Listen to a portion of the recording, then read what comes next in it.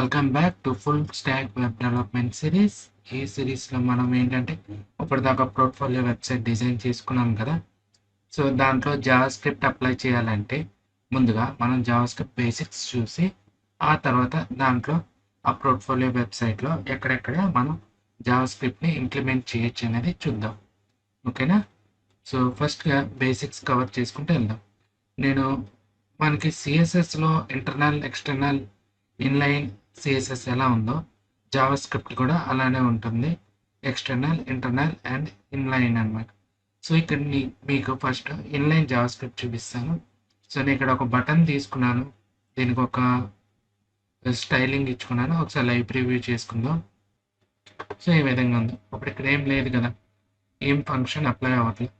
మామూలుగా అయితే మనం ఏం చేస్తాం, ఇది క్లిక్ అవుతే వేరే పేజ్ ఓపెన్ చేయాలి అని HTML ఇచ్చుకుంటాం. బట్ మనకేంటంటే ఇప్పుడు ఫంక్షనింగ్ అవ్వాలి కదా. సో నేను ఇక్కడ ఏం చేస్తాను, ఆన్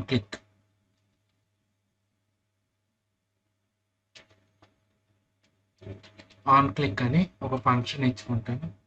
దాంట్లో ఏంటంటే నేను ఎలర్ట్, ఇది కూడా ఒక ఫంక్షన్. ఓకేనా? సో దానికి చూసారు కదా, అలర్ట్ అంటే ఏంటి, మెసేజ్, ఏదో ఒకటి మెసేజ్ అలర్ట్ చేయమని. సో ఇక్కడ మనం చూసారు కదా, డబుల్ కొటేషన్స్ ఇస్తే ఏమైంది, ఎర్రర్ వచ్చింది. ఆల్రెడీ మీరు డబుల్ కొటేషన్స్ తీసుకున్నారు ఇక్కడ, మళ్ళీ మధ్యలో డబుల్ కొటేషన్స్ తీసుకుంటే అది ఎర్రర్ కింద వచ్చింది. సో ఏంటంటే మీరు సింగిల్ కొటేషన్స్ తీసుకోవాలి. ఒకవేళ డబుల్ కొట్ లేదా బయట సింగిల్ కొటేషన్స్, లోపల డబుల్ కొటేషన్స్ అలా అయినా తీసుకోవచ్చు. ఓకేనా? So welcome to JavaScript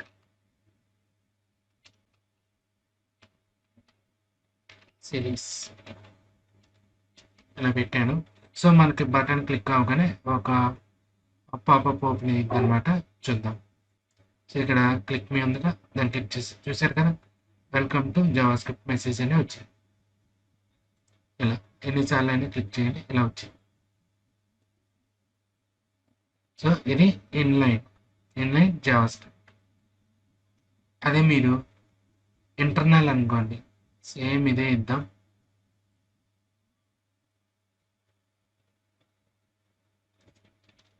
cut చేసాను, తీసాను. మనకి ఇంటర్నల్ అంటే ఏమి ఇచ్చుకున్నాం, ఇంటర్నల్ సిఎస్ఎస్ అంటే హెడ్ ట్యాగ్లో ఒక స్టైల్ ఎలా ఓపెన్ చేసుకుని ఇక్కడ రాసుకోండి. ఇక్కడే స్క్రిప్ట్ అని కూడా ఇచ్చుకోవచ్చు. స్క్రిప్ట్ అని ఇలా ఓపెన్ చేసి ఇక్కడ రాయొచ్చు. బట్ ఏంటంటే మనం ఇక్కడ ఇస్తే మెయిన్ వెబ్సైట్ స్లో అయిపోయింది, అదొకటి.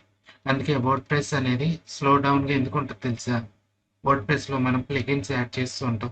ఆ ఒక్కొక్క ప్లగిన్కి ఒక్కొక్క స్టైల్ స్క్రిప్టింగ్ ఫైల్స్ ఉంటాయి, అవన్నీ హెడ్లో యాడ్ అవుతూ ఉంటాయి. వాళ్ళు అలా రాశారనమాట back end functioning part. So అందుకోసం వెబ్సైట్ స్లో డౌన్ అయిపోయింది. సో మనం ఏంటంటే కింద ఇచ్చుకుందాం, స్క్రిప్ట్ అనేది ఇచ్చాను కదా. ఇప్పుడు ఏంటంటే నేను బటన్ని కాల్ చేసుకుంటాను. ఒక వేరియబుల్ తీసుకుని, సో లెట్ అని ఒక వేరియబుల్ తీసుకుని, వేరియబుల్ నేమ్ ఇద్దాం btn అని ఇచ్చాను దాన్ని. ఇప్పుడు ఆ ఎలిమెంట్ని తీసుకోవాలి కదా, దానికి నేనేం చేస్తాను, డాక్యుమెంట్ అంటే ఎంటైర్ డాక్యుమెంట్ అనమాట. ఈ ఎంటైర్ డాక్యుమెంట్ ఉంది కదా, ఈ డాక్యుమెంట్ పైన డాక్యుమెంట్ డాట్ క్వెరీ సెలెక్టర్. ఇదంతా నెక్స్ట్ అప్కమింగ్ వీడియోస్లో చూద్దాం. మొత్తం ఏంటా అనేది ఈ సిరీస్ మొత్తం చూద్దాం. జావా స్క్రిప్ట్ కవర్ అయినాక పోర్ట్ఫోలియో వెబ్సైట్ మళ్ళీ టచ్ చేద్దాం.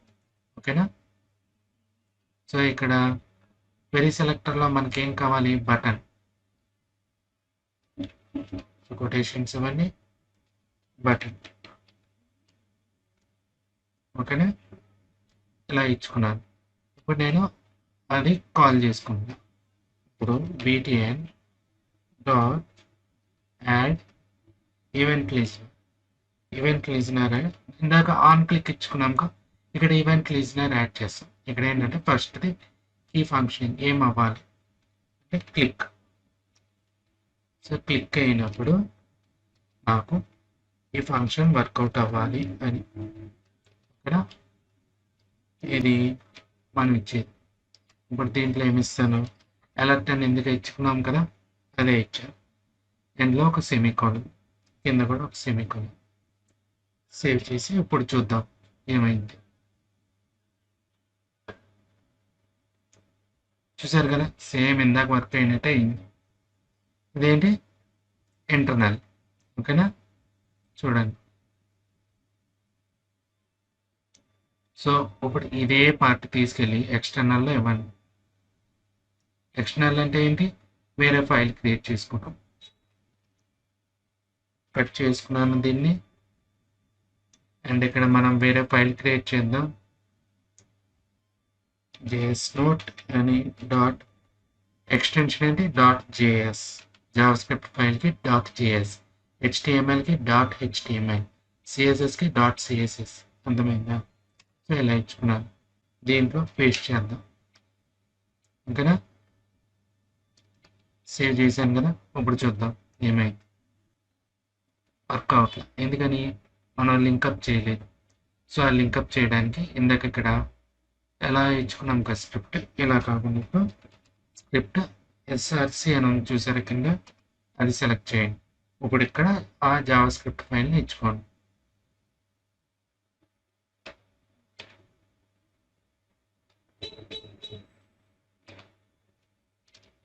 జేఎస్ నోట్ అని ఫైల్ని లింకప్ చేశాను. ఇప్పుడు చూద్దాం, చూసారా వర్క్ అవుతుంది. ఈ విధంగా internal, external and inline Java script చూసాం కదా.